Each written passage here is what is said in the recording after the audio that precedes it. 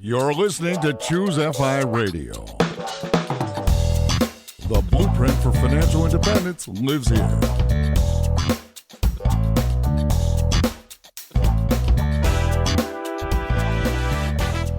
If you're looking to unlock the secrets to financial independence and early retirement, you're in the right place. Stay tuned and join a community of like-minded people who are getting off the hamster wheel and taking control of their lives in the pursuit of financial independence. ChooseFI, your home for financial independence online.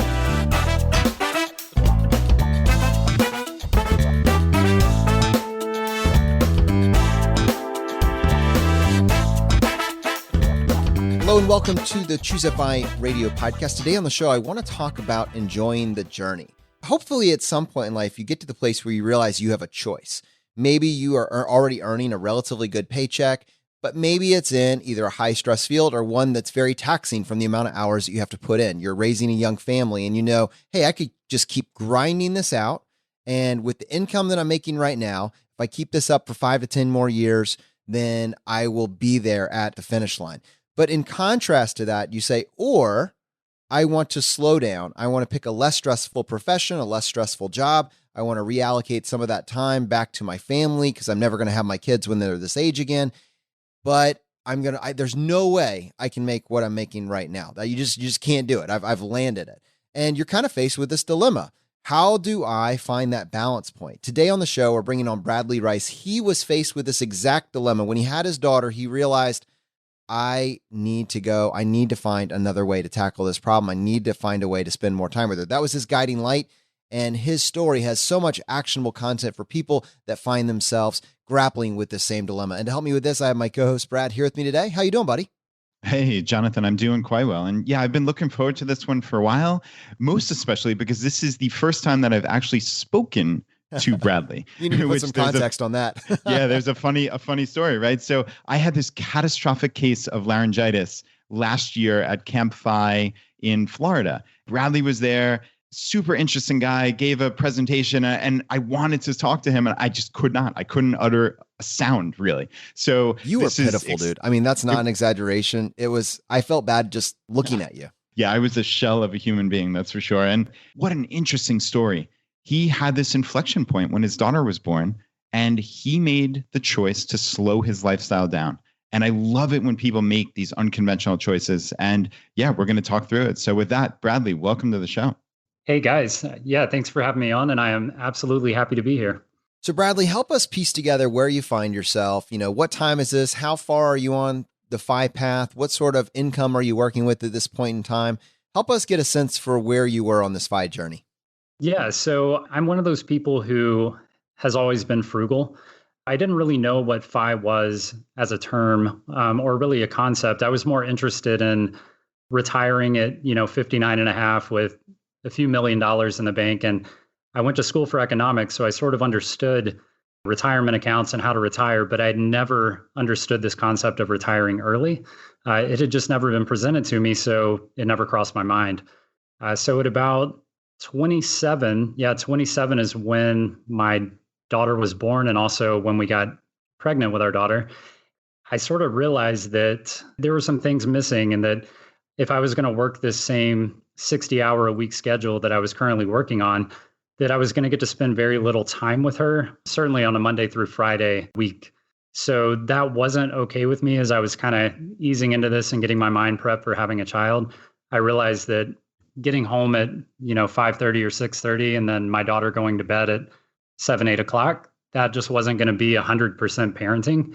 So you're saying 60 hours a week. So clearly that's a little bit more than kind of the build 40-hour week scenario that many of us have kind of either become accustomed to or expect when you're first getting a job. But it's pretty lucrative, right? I mean, you're not making minimum wage. You're doing pretty well financially.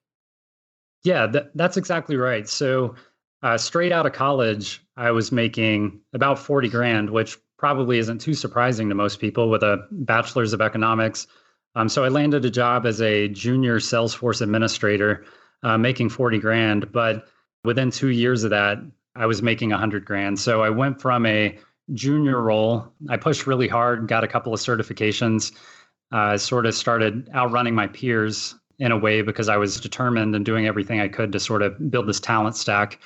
And I got these certifications and tried really hard to do the best I could in this job role.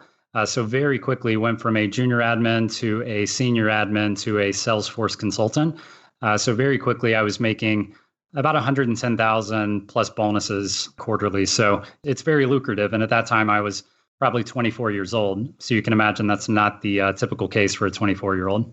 Wow, that is unbelievable. So is that personal to you, or is this something that people can replicate in this very specific job? No, you can absolutely replicate it. When I came in, I had no idea what Salesforce was as a tool. It's a CRM platform. If you don't know what that is, you can Google it. And they just built one of the biggest skyscrapers. Yeah, go ahead. I actually am Googling it right now. Yeah. So, and they just built like one of the biggest skyscrapers in San Francisco. It's this company is just taking off. They're used by companies all over the world, big and small, but companies like Amazon and Coca-Cola, they are all users of Salesforce. So yeah, it's definitely a worldwide, very successful company.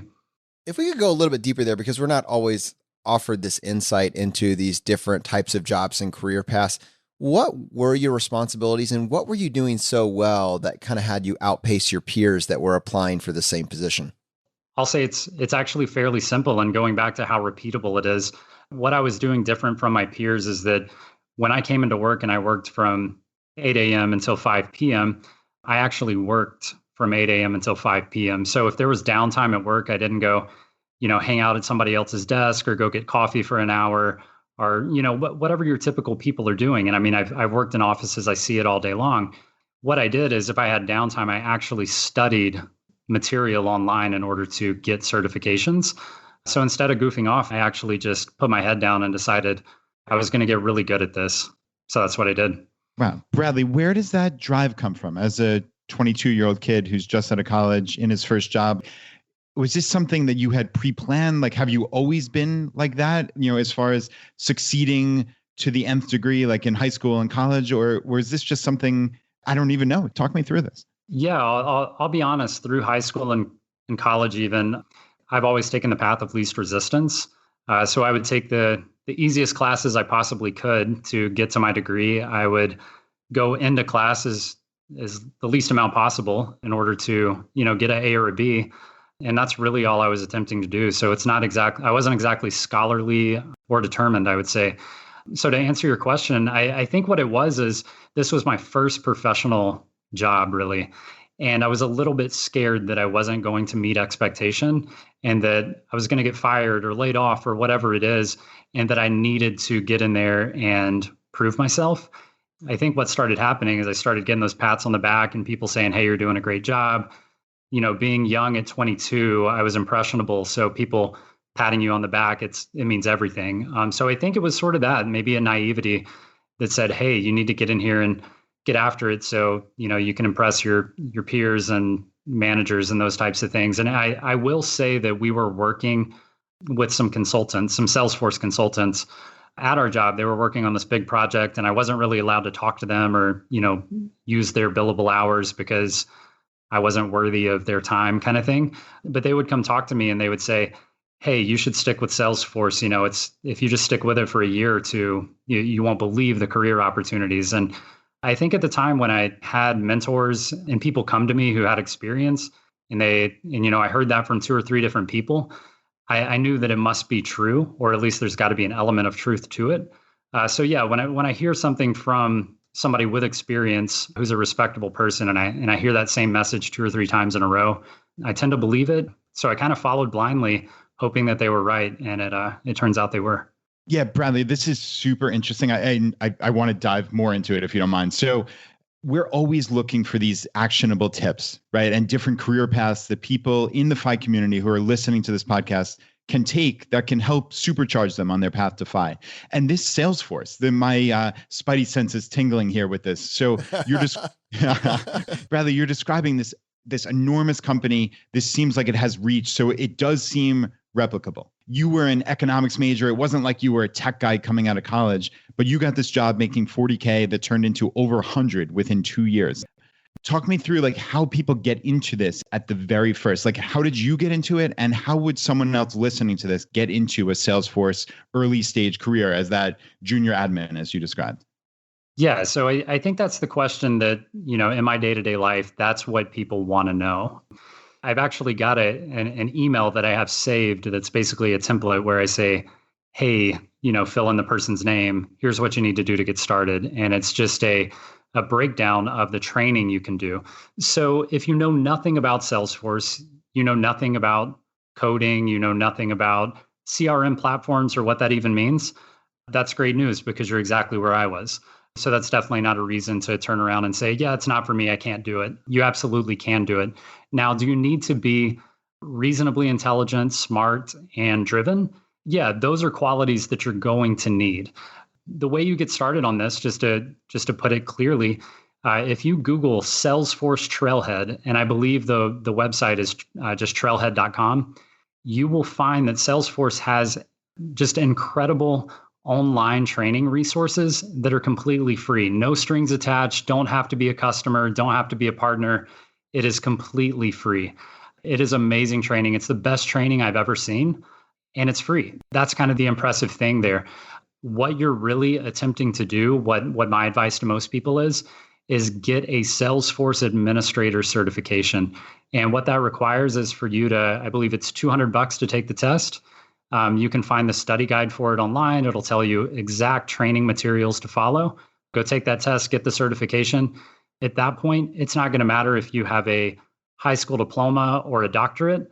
You might get paid more based on a college degree, but you will absolutely get a job because you took free online training and got a certification for $200. I have chills, dude. This is exactly the type of information that we're looking for. Could we get a copy of that email letter and include it as a free download for individuals that want that kind of roadmap? Oh, yeah. All right. Now, this whole conversation sets us up because you have been afforded a choice, right? We talked about this inflection point to set up the show. You're making an above median income salary. You have a job that is lucrative and growing year over year. I mean, this is something where you're going to have a lot of raises coming at you over time. And you know that you could just keep doing this and you could be at FI in a certain number of years. Why is that not the story? You find out about financial independence, you find out about how important a savings rate is, and you just start saving as much as you can. And then at some point you just hit your number. Why is that not what we're talking about for the remainder of the show? To me, there's an easy answer to that. When I was in college, I never dreamed that I would make $100,000, which I think a lot of college kids do, right? They think they'll come out and they're going to make the big bucks and go do the big jobs. And that wasn't part of my goal. Like I said, when I was younger, I was already frugal. So I fully anticipated that the most I would ever make would maybe be $70,000, $80,000 when I was 20 years into a career. I never had high hopes or expectations that I should make a certain amount of money. So that's sort of where my head was at. So when I started making more and more money, yeah, I did find out about FI and early retirement and all these things. But in the back of my mind, I thought that, hey, I'm making more money than I ever dreamed I was, instead of making more and more and more and seeing how much I can make, because I think we all sort of understand this concept that money is infinite. You can effectively make as much money, as there is. I mean, it's an infinite number for most people. Time is so limited. It's obviously our most limited resource. So I wasn't interested in getting more and more of this infinite thing. I was interested in sort of clawing back some of this resource that I may never get back, which was time. But that became sort of like a extreme circumstance when I realized that we were pregnant. And that was a planned thing. But I think it really hit me once we were, actually took a test and we're like, wow, this is really happening. And I realized that the time I was going to have with my daughter was going to be extremely limited as it was, much less if I was working, 50, 60 hour weeks. Then that was literally going to take 50 or 60 hours away from my daughter every single week. And to me, that was just, given that I had a higher income than I ever dreamed I would have, it just didn't make sense to me not to cut my income. Bradley, you used a phrase earlier, 100% parenting. Is that something you came up with? Where did this awakening come from? Like, was it just, hey, we're pregnant and you and your wife had these conversations? Or talk me through the psychology of that, because this is really important because not everybody makes the choice you did. Yeah. So 100% parenting, I think, is a touchy way to talk about parenting, right? You can't define it. I can't write down what 100% parenting is. I can write down what it is for me, but I can't define that for other people. So I think you as a parent or you as a potential parent in the future, whatever it is, need to determine truthfully with yourself what that means to you. To me, 100% parenting, when I looked at a day in the life and I said, I'm going to get up likely before my daughter wakes up. I'm going to go to work and then I'm going to be off work, 5:30, 6 o'clock. Our daughter actually goes to bed at 6:30. She has for the last year. So now looking back, if I was getting off work or, actually mentally available for my family at 6 o'clock and my daughter was going to bed at 6:30 and that was happening 5 days a week, 30 minutes a day to me, even 2 hours a day, it wouldn't matter. To me, that's not 100% parenting. It means I missed a massive portion of my child's childhood. Bradley, what you're essentially talking about is identifying what it is that you value and then making decisions to be able to prioritize those value. And that's an incredible luxury. And I love that we're going to be able to explore this, but I'm curious at a practical level, what did you have to think through to be able to make these decisions in your life and be able to present this idea to your wife as well? Yeah, so I think everyone, but specifically people in the FI community, we get sort of down in the weeds with a lot of the details of, how do we optimize the correct earning ratios on a specific fund that we're going to invest in? And is that better or worse than real estate investing or some other way to spend our money? And we get way down in the weeds of all these different things. And obviously, you guys know we go into way more detail than what I just covered. Love it. And yeah. And what we forget to do is zoom out from time to time and say, hey, what are we actually doing? Like, what is the goal here? And I think most of us can agree, and this may not be true for everyone, but I think most of us can agree that this is a pursuit of happiness. And what we're attempting to do is maximize the joy or happiness that we are getting out of this single lifetime that we get. We have to make sure that we're being intentional, like you guys talk about, in continuing to reevaluate what we're doing and what we're spending our time doing in order to continue down that path of finding that happiness and finding that joy in life. So what I did is I actually just did a very basic exercise of just saying, hey, in a day, what do we get? And it really narrowed down to, we all know you have 24 hours in a day. We're all hoping to get 8 hours of sleep. And then what I sort of estimated was 10 and a half hours of work. And I think that may be surprising to some people. It may not be surprising to others. But 10 and a half hours of work is what I basically chalk up to what you're going to do on a Monday that's different than, say, a Saturday. And that's getting up, getting a shower, getting a specific breakfast or stopping to get breakfast. Then you're commuting into work. You're doing that. It's not an 8-hour day. We like to call it that, but there's a 1-hour lunch break in between that you don't really care to have if it was up to you, more than likely. So you've actually got a 9-hour day there. Then you've got to commute home and kind of follow up afterwards, get home and, get changed and get ready for what's left of your day. That really, even for a typical 8-hour day job where you think it's 40 hours a week, it's really probably much closer to 10 and a half hours of your day that are dedicated to work. So what you end up with, simple math, 24 hours minus 8 hours of sleep, minus 10 and a half hours of work, and we're left with 5.5 hours in a day, which may sound like a lot, but it's really nothing compared to what you started out with. So Bradley, that's 5.5 hours a day, 38 and a half hours a week. That's not much out of 168 hours in a week to only have less than a quarter of it for yourself. So that's a really cool way of looking at it for sure. And I'm curious, like you talking about this exercise and going through it, talk me through how collaborative this was with your wife, Ashley, because obviously this is a family decision. You potentially leaving your job or cutting back. Talk me through the thought process, if there was any worries on either of your ends, and how you ultimately managed to make this really drastic decision. Like I mentioned, I've always been frugal. And when I met my wife and we started dating, at the time, she was also very frugal. And so there wasn't much convincing to be done. And that's not by chance. It's because if I was dating someone who didn't align with some of these sort of lifestyle goals and sort of not an anti-materialism, but certainly not willing to give up value, things we value for material objects, knowing what we valued and what we wanted to spend our time and money doing, was already ingrained in us when we were dating. So it's not that she had to convince me or I had to convince her of anything. We were sort of already on the same page. Now, again, going back, we didn't know what FI was.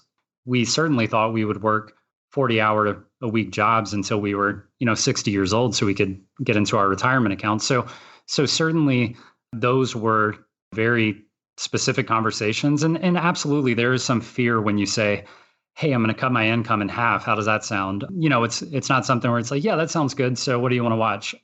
It doesn't quite happen that easily. But it's a conversation, and we're both very open-minded people. And I think we respect each other's ideas and opinions to the point where we're always willing to listen to each other, because we know we're not going to say, hey, I want to do something that's totally going to flip our family sideways or throw our relationship on the edge. We know that we would never do that. So when we come to each other with ideas, it's fairly thought out and that they're what's best for the family overall. And I think really Ashley looking at this and saying, hey, my husband wants to work less so he can spend more time with his family now that we're going to have a daughter, and he wants to dedicate his time to our family. If she had pushed back on that, I'd probably have to question a lot of choices. What's interesting is talking about the 5.5 hours, like that's not your free time. That's just the time that you're not occupied with sleep and work. There's so many other life obligations that get stacked that are getting clustered into that. I bet you if you really wanted to narrow that down farther, it would even look more grim. Yeah, that was sort of that practice of stepping back, was realizing that the typical person with that 5.5 hours left over on a weekday, you're doing things like you're either cooking or picking up dinner for yourself and your family.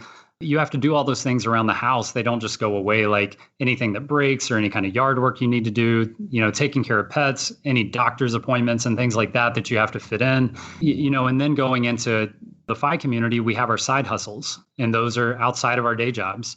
And those also take time.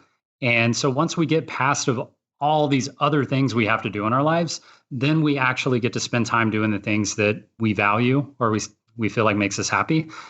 And from what I've sort of narrowed this down to, it sort of comes out to me at something closer to about an hour to a day of downtime that you actually get.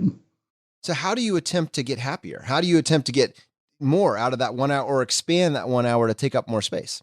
That's the tricky part, right? And that's where the challenge comes in, and you actually have to be, again, intentional about the decisions that you make and where you're going. Because I think there's so many people who say, okay, great, I've got 5 hours left in a day, and now you're telling me I've got 1 or 2 hours left in my day. What do you want me to do about it? Like, I've got to pay the bills. I've got to get these things done to take care of my family. And they just sort of never fully finish that thought. And they just go back to work tomorrow morning and they continue this, this hamster wheel.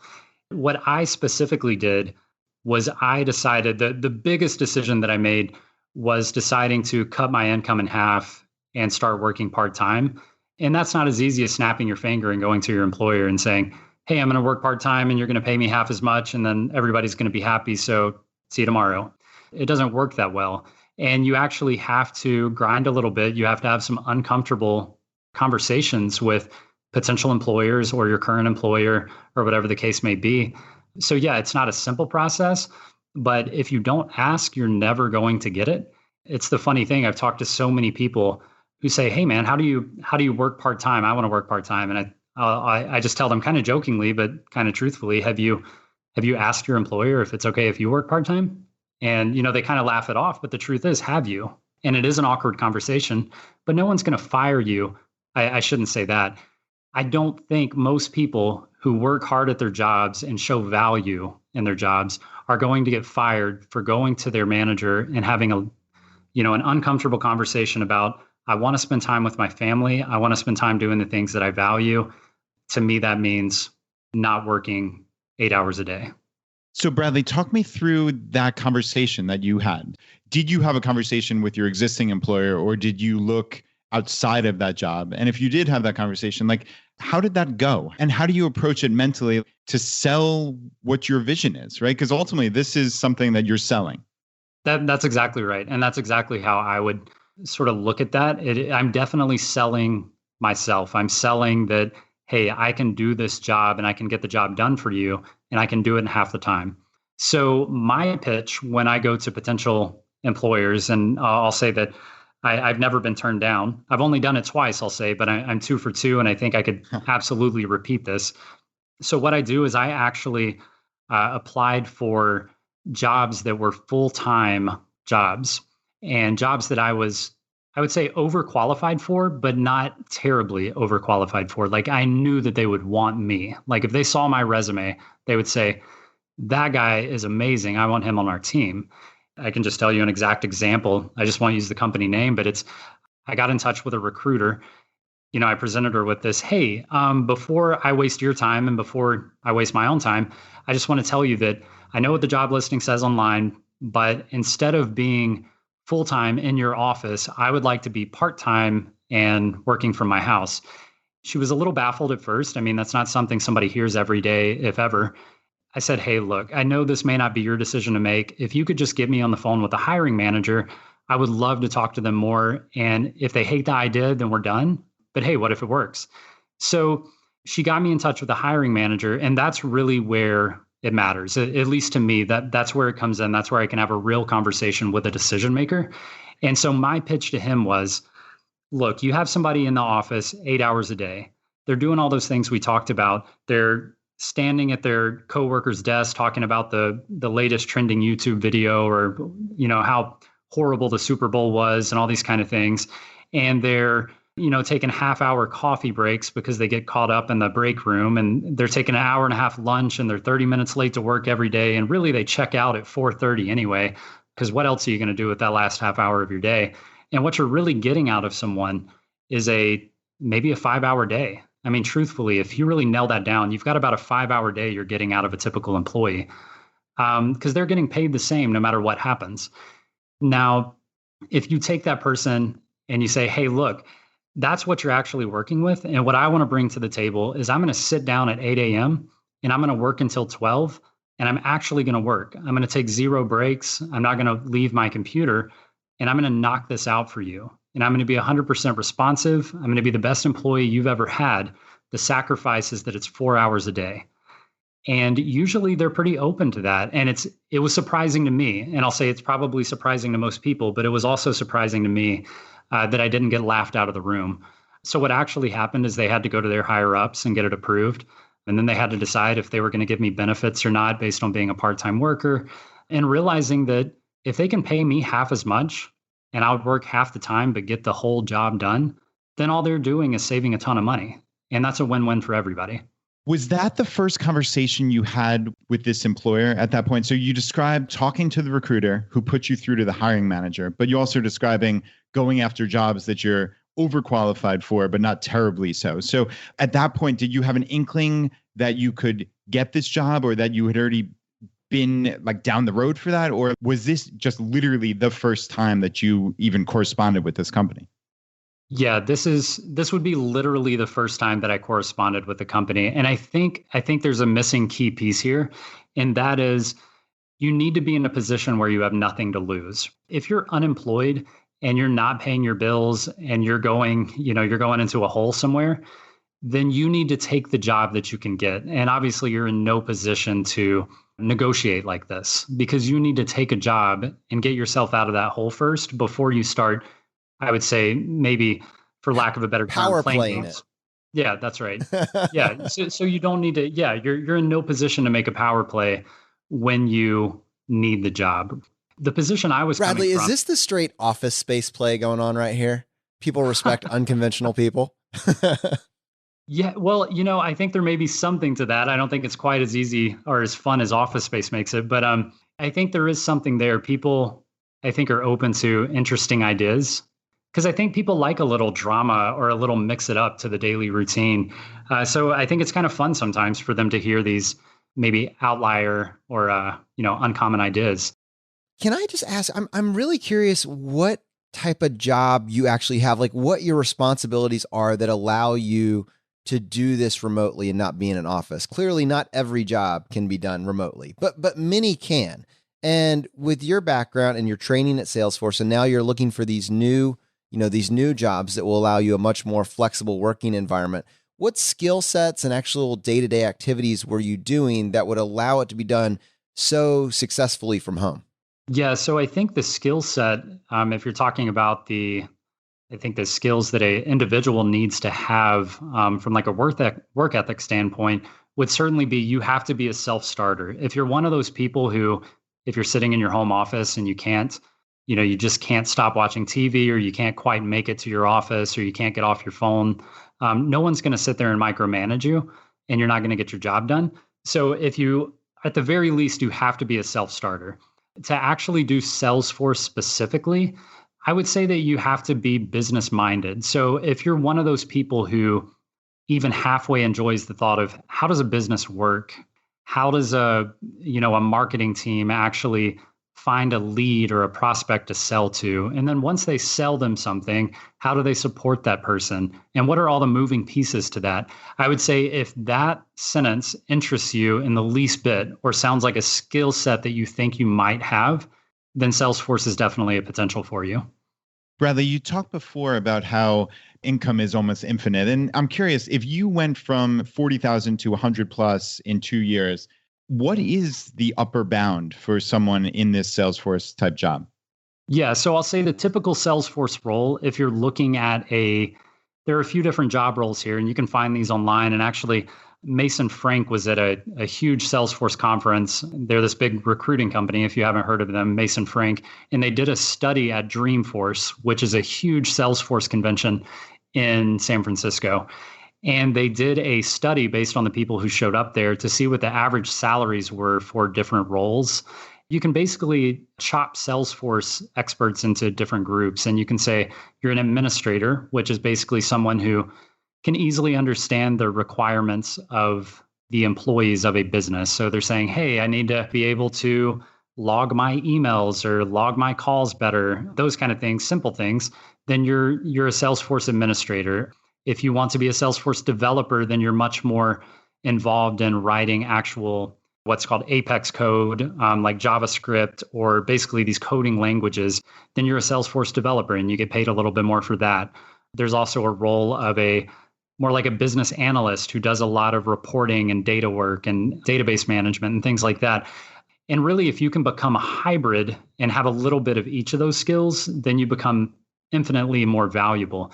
So a Salesforce administrator, that's sort of deemed the easy role in Salesforce. I would say they would make anywhere from about 80 to 100,000. If you're a developer, then you're probably going to make upwards of, say, 130 up to maybe 200,000 for a typical role. Now, for a Salesforce consultant, that is a completely different ballpark, because working at one company is very different than working for 6 companies on 6 different, very important projects all at the same time. And that's it takes a different type of person and a level of responsibility and sort of awareness and planning and those kind of things. Now, you can very easily make, I would say, $100,000 to $150,000 base pay, and then make another $30,000 to $50,000 in bonuses if you're a hardworking and ready to put in the hours. Now, and it only goes up from there. There are other jobs like managing a Salesforce team, but I would say your true cap is probably around 250,000, something like that, for somebody managing a Salesforce team with a lot of experience in a lot of different areas of Salesforce. This is amazing, dude. I love, if we think about the equation, one of the things that we talk about this show is we're trying to help people figure out how to earn more, spend less. And frankly, in this case, and what I love about this particular episode with you is enjoy the journey. And that's what you've been afforded because of the space that's created between your income potential and your expenses. You're allowed to make this power play office space decision to then reprioritize your time in a relatively short period of time and allocate that, in your case, to your family and to your daughter. Tell us a little bit more about how this actually panned out. You've gone part-time, you've found multiple employers that are allowing you to, work from home. Like, where did this decision actually take you and your family? Yeah, so basically we made this decision knowing, again, going back to spending more time with our family, and we knew that we could afford our expenses, our current expenses, at half of my current income. So I was making about $120,000 as a consultant. And this was now probably, maybe 2 to 3 years ago. And I was making about $120,000.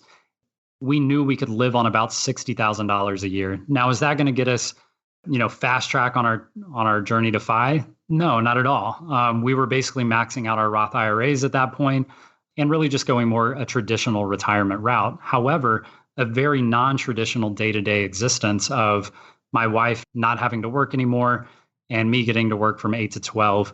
So we were willing to take that pay cut in order to enjoy the journey.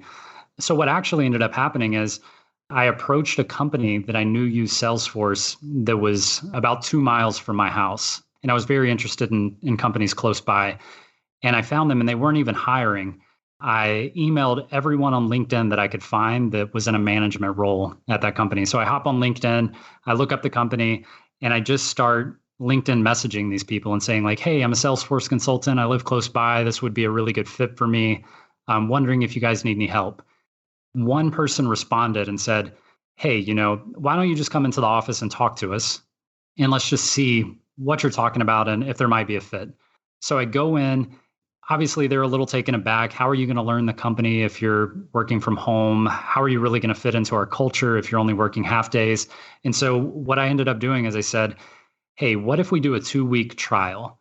And I'm going to work for you half days for 2 weeks. And you're just going to pay me like a contractor, pay me hourly for what I do. And if you hate me, I'll go on my way and no one loses. And if you love me, then man, we just found something great. You guys are saving money and I'm getting this time that I want. So obviously for those 2 weeks, I absolutely put my head down and knocked it out of the park. And if we're being honest, I probably worked more than my 4 hours a day just to show some good faith and make sure that I knocked it out of the park. Obviously, they loved it. They wanted to continue with it. And I've been there for a little over 2 years now. And it's great. And it's working out wonderfully for everyone. I realized that I could actually do that job much faster than 4 hours a day. So I was working from home and I would have downtime. And what I decided to do with that downtime was start my own consulting company on the side. And I think that sounds like a lot, but starting a company is not this big deal. I mean, really, it's finding one company that wants to work with me on the side. And effectively, I've started my own consulting company. Wow, that's really cool. So Bradley, the company that you did that 2-week trial with, and now you've been with for 2 years, are you a W-2 employee there? Are you a 1099 contractor? And I guess if you're doing consulting for other companies and started your own business, did you form an LLC? Like, talk me through the process of how you did this on like a granular level. Actually, the amazing part is I was able to become a W-2 employee with them, even with a part-time role. So they were very flexible and very open, which is amazing because that means I get, retirement, 401k benefits and healthcare benefits and those types of things that, most people feel more comfortable having. If they had said, no, you need to be a contractor, I would have been okay with that too and just gotten private health insurance and dealt with that. But no, to answer your question, yeah, I'm a W-2 employee with them, but yeah, it is part-time. And then starting my own company. Yeah. So all I did was I Googled how to start an LLC in Florida. So again, coming from a business degree in economics, I understood a little bit of the differences between types of businesses. And I knew probably an LLC or a sole proprietorship were my best shots. And so after a little bit of research, I found that an LLC was a good entry level way to sort of get into this starting your own business game. I mean, I think that cost maybe like $200 to file and filled out a little bit of paperwork. Honestly, it probably took 2 hours and it was done. And technically I was at that point a business owner. And at that point, I just needed to earn some income. Bradley, the only part of this in the back of my mind, you walked away from this high income to take on this part-time job that's paying you half the amount you were making before. How much longer is this going to extend your path to financial independence? Yeah. So when we did the math initially, we thought we were going to retire at around 40 years old. And by taking this pay cut, it actually pushed that back to our mid 50s when we did the math, which again, yeah, that's not a wonderful idea to think about. But what actually happened is because of that extra time we had in the day, getting off work at noon and having the rest of your day to think about how to not optimize your finances, but to optimize your life and the things you want to do. An amazing thing happened. And I don't know what to call it, but I call it brain bandwidth. And it's basically that my brain's not constantly burnt out every single day. So I can think of sort of creative ways to do things.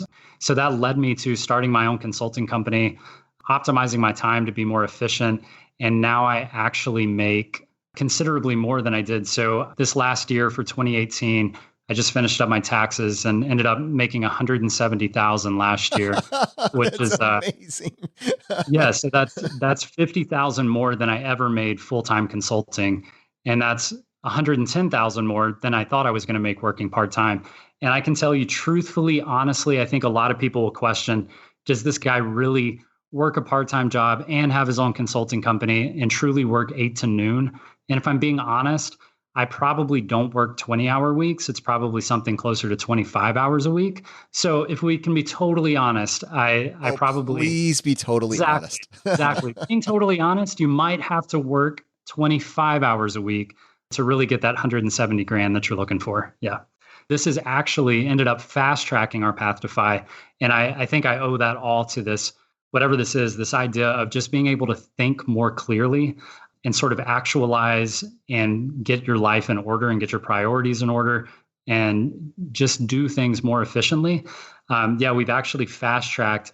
And right now we're on track to retire at about 35 years old. So that's 5 more years for us. I think the amazing thing out of all of this is sort of I've identified that work is actually something I enjoy.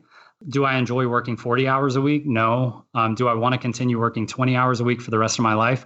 Honestly, probably not. But I can keep one client and work 5 or 10-hour weeks. And I think I would be happy with that. And the amazing thing is 5 or 10 hours a week will get you, 50 grand a year. And that's more than enough to pay our expenses. So I don't really know why we're trying to achieve FI anymore, to be honest. That is amazing. So, I mean, you have all these extra hours, right? You talked originally about it being a 10.5-hour day, right? With commuting and all the other ancillary things that come up. And now if you're doing 25 hours over a 5-day work week, it's 5 hours. So you've bought back essentially 5.5 hours a day, Monday to Friday. What does your life look like now? How are you spending your time and what lights you up? I think to fundamentally answer that question and get back to that zoom out of what does a day look like? Yeah, we actually went from about 5.5 hours of free time a week, or a day, I should say, to we've ended up with about 12 hours of free time a day. I really don't like to call it free time. I like to call it flexible time. It's time that we can spend doing whatever it is that we want to be doing. 12 hours a day is a tremendous amount of time. And I mean, really, at some point, you're kind of like, man, what am I going to do with the rest of my day? But yeah, sort of what that looks like is I do work 8 to noon, and sometimes I'll go to a local coffee shop to work, or I might work in my home office, or if it's a nice day, I might go to a park and work. There's a lot of options with the flexibility there. But then, yeah, once I'm off work, my daughter is usually napping and she'll sleep till about 1. And then from there, yeah, we just sort of hang out, do all kind of crafts. And when you have this huge amount of time from 1 p.m. until 6:30, I have 5.5 hours with my daughter before she goes to bed. We can do things like go to the beach, go to Disney. We can go to Tampa to the Children's Museum. We can do a lot of things in 5.5 hours. And a lot of that's because of where we live. We have access to those things.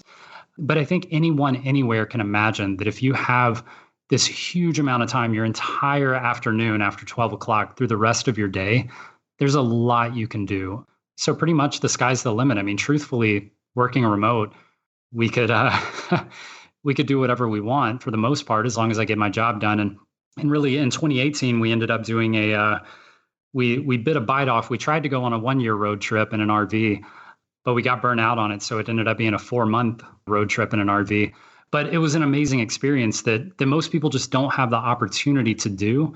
And because of this flexibility and freedom, we can, again, last year make $170,000 and, travel around in an RV. And when we decide we don't want to do that anymore, we can just stop. So it is truly completely flexible, and you can pretty much, design what you want to do each and every day. Yeah, it's tough to know that you don't want to do an RV road trip for a year if you don't at least start your 4-month road trip. yeah, that's right. That's right. We found out that a year was a little much to bite off, but that's all right. And maybe we'll try it again next year. Yeah, that's really interesting. Just one follow-up, if you don't mind. So were you home based in Tampa before and after this RV trip? Have you thought about maybe moving elsewhere? Like, do you guys own a home that you came back to, or did you sell everything and put whatever belongings you had in storage? Talk me through how this 1-year road trip that you envisioned looked like, and then the reality. Yeah, so we rented our house for a full year, and we packed all of our stuff up. So we rented the house fully furnished. So we didn't have to store all of that furniture, which was a big step up for us. And then we were actually just able to pack all of our things like extra clothes and toys and stuff like that into bins, and we just put those in the attic.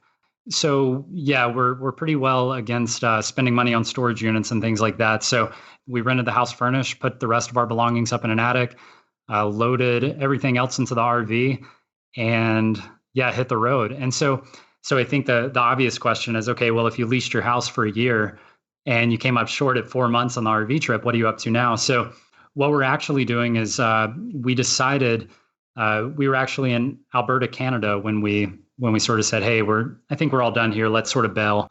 And we decided to come back to West Georgia, which is where I grew up, and just spend some quality time with family and old friends and that kind of thing until our lease is up, and then we'll head back to Tampa. Wow. So you hung out there for 7+ months? Yeah. And actually, technically right now we are still here. So we're hanging out with friends, and I think we have 4 months until the lease is up, a little less than that. And then we'll be back home. So yeah, we do own the home in Florida, and we'll be back there. And yeah. And I think part of your question too was we could live anywhere, right? And that was sort of this amazing realization when we were bailing out of the RV trip. We realized we can quite literally look at a map and say, where do we want to go? Like, we could rent anywhere in this, easily in the United States. And really, it doesn't have to be in the United States, but that was our comfort zone. And we said, okay, we can rent anywhere on this map and go live there. So we ended up making that choice to come back to family and friends, but it sort of is an awakening. But to answer your question, no, I think we're going to stay in Florida for a while. No state income tax is hard to beat. The cost of living is very fair. And again, with a 2-year-old, access to beaches, nice weather, a small city like Tampa that is still like a Southwest hub, so we can companion pass fly all over the country and go to Disney World and Universal Studios and pretty much all the entertainment you can think of, and plus have a day-to-day life in a nice area. So yeah. No polar vortex in Florida right now. Not yet. Oh man, your story is just incredible. And I am so happy that we were able to talk about it. If someone wants to connect with you, find out more, and in particular about making the decision to go part-time, or maybe finding out more about this Salesforce approach to a working career, what's the best way for someone to connect with you? Yeah. So I think the best way is just find me on Facebook. I'm actually in there first, middle, last. So you can pretty easily find me, Bradley Michael Rice. I'm on the ChooseFI Facebook group. So if you search there, you'll find me. Send me a message, and I'll be happy to talk through any of this kind of stuff. It's obviously a passion. I enjoy talking about it. So yeah, feel free to reach out. All right. Now, on most shows, that would be the end of the episode. But Bradley, on this show, we would love to give you the chance to tackle the hot seat. Are you ready for this? I am ready.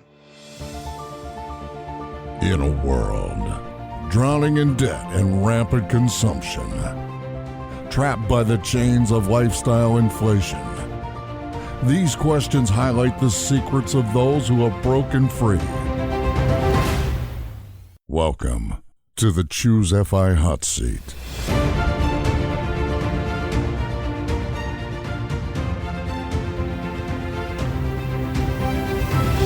All right, Bradley, question number 1, your favorite blog that's not your own. Yeah, so I'm actually going to spin this over to my favorite podcast. It is going to be the What's Up Next podcast with Doc G and Paul Thompson. So I know that one's fairly new, and I've really enjoyed it. Just that roundtable approach. I really like that, because typically you have to go to some type of seminar or convention to get that roundtable sort of conversation going. And I love that you can have someone on and they can talk about a particular subject, but then there's also other people on to combat it or sort of get a conversation going. And yeah, I really like that approach. Awesome. And Brad, you were on an early episode of that, weren't you? Yeah, I was. It was actually talking about the value of college and college education. And yeah, I agree with Bradley. It's a really cool format, and yeah, definitely a top-notch podcast they have going there. All right. Question number 2, your favorite article of all time. Yeah. So my favorite article is called The Tell End on the blog Wait But Why.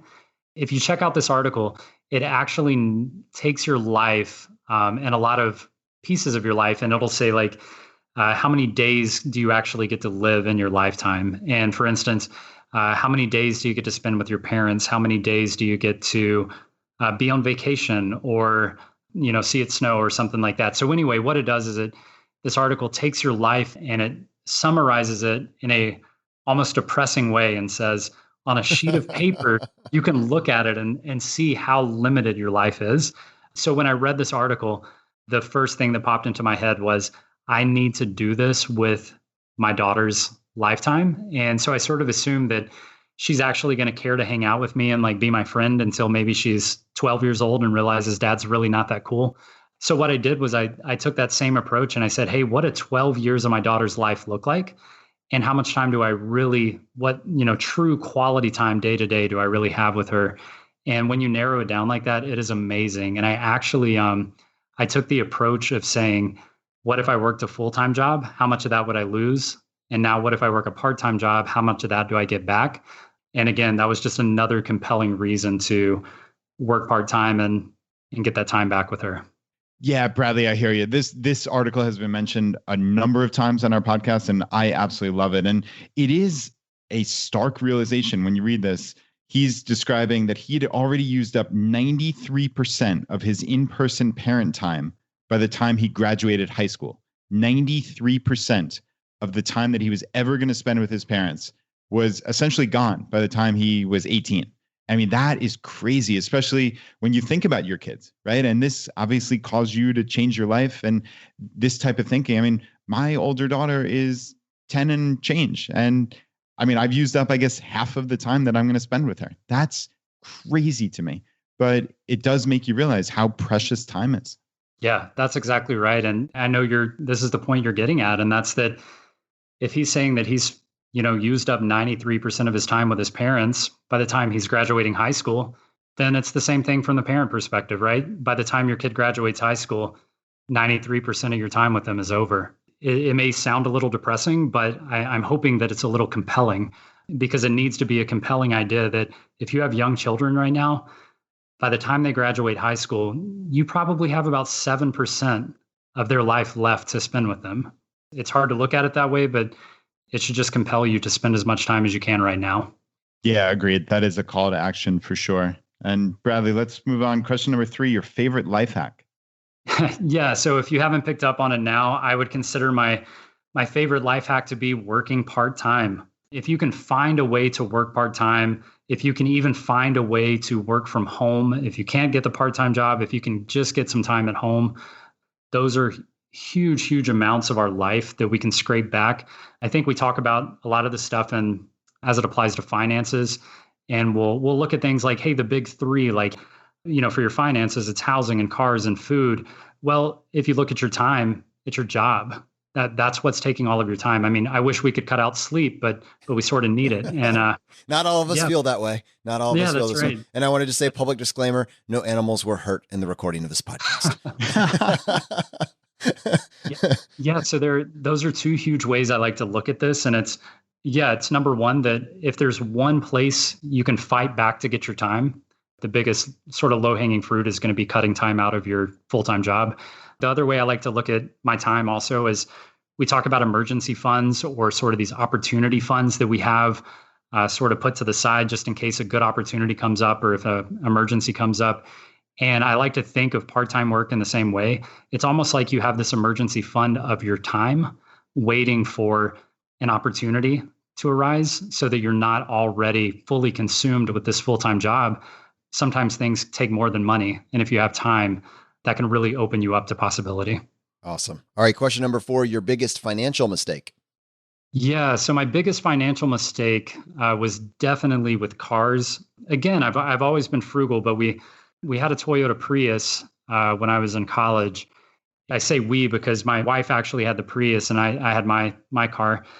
The Prius had some kind of engine issue with the electrical battery or electrical engine or whatever. I don't know a whole lot about it, you can tell, but it kind of scared us. And we were like, oh man, I don't know about hybrid cars and maybe it's just not time yet. And so we decided we were going to go trade it in and get a Honda Accord, which makes perfect sense, right? Until you leave the dealership with a 2-door BMW convertible. So the Honda Accord was a great idea. And then we walked in and we were like, hey, and I think we were recently married at that time and we were like, we're going to have kids soon. And of course, it's that typical story you tell yourself of, we're never going to get to have this 2-door, convertible sports car it's again. Surprisingly functional. Yeah. And the car was a great car. It was totally fine, but it wasn't the right car. So we finally made that realization about a year and a half later. We go, this was just not a good choice. We need to make a good choice. And we bought a used Toyota Camry.